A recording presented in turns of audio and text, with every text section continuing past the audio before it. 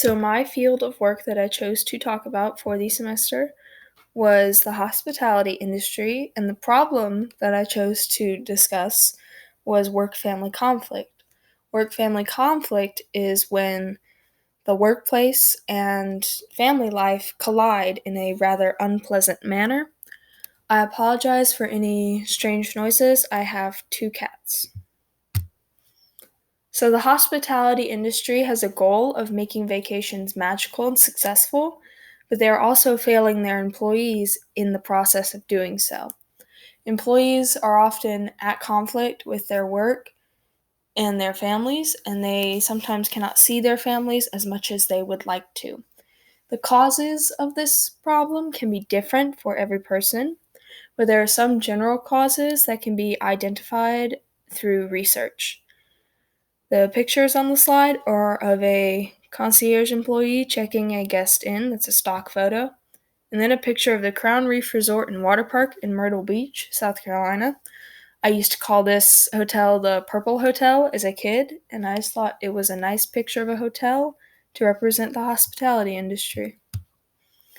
The causes of the problem, like I stated earlier, are very generalized because there are so many individual causes.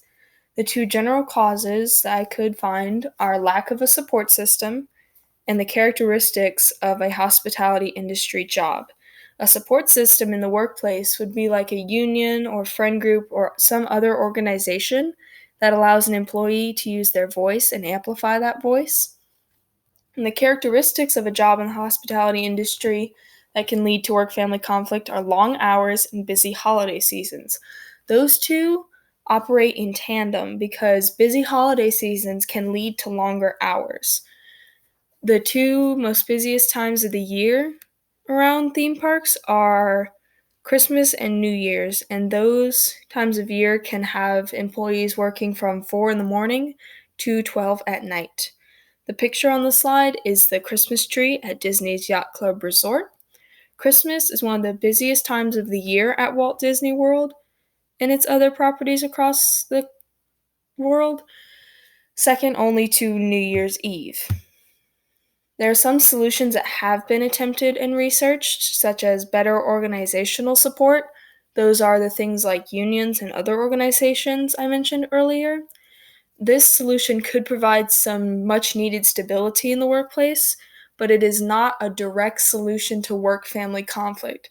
The stability could eventually lend itself to solving work-family conflict, but it doesn't solve it directly. The picture is a stock image of a word graphic of all the parts of a team. From my observation and research, no matter where you work in the hospitality industry, you are almost always part of a team. My solution that I'm proposing is better communication between employees and their employers, supervisors, managers, whoever is above them in the chain of command. And the goals of this solution should be to establish a line of communication, because once that communication is established, employees feel listened to as listed in the fourth goal. And once they are listened to, they feel more valued by their company, like the third goal, because companies like Disney and Universal are massive, and if employees don't feel like they're listened to, they don't feel as valued, they feel more like a number than a person. The second goal is the most important, eliminating work-family conflict entirely. This is highly unlikely, so it really should be rephrased as eliminating as much work-family conflict as possible. And the picture is of a group of people around a table discussing ideas.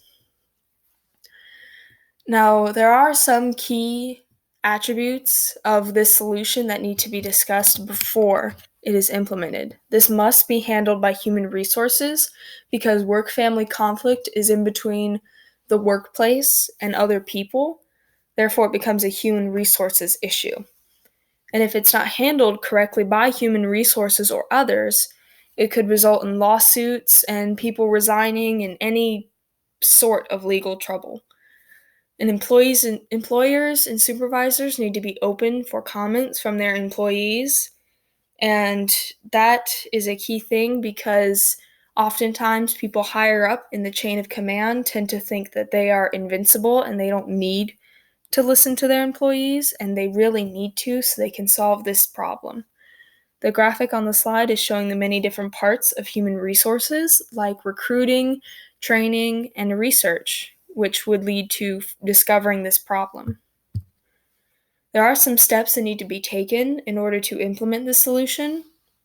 An announcement needs to be made by an employer or the supervisor or manager that they're open for concerns and comments that employees may have. And then employees go to discuss those problems with the employer or supervisor or manager. And as they're discussing it, they will work with them to brainstorm a solution for their problem and write that solution down. Writing it down is critical for the step after this. Repeating this process until every employee with concern has been heard is also critical because you have to make sure that everybody has been heard.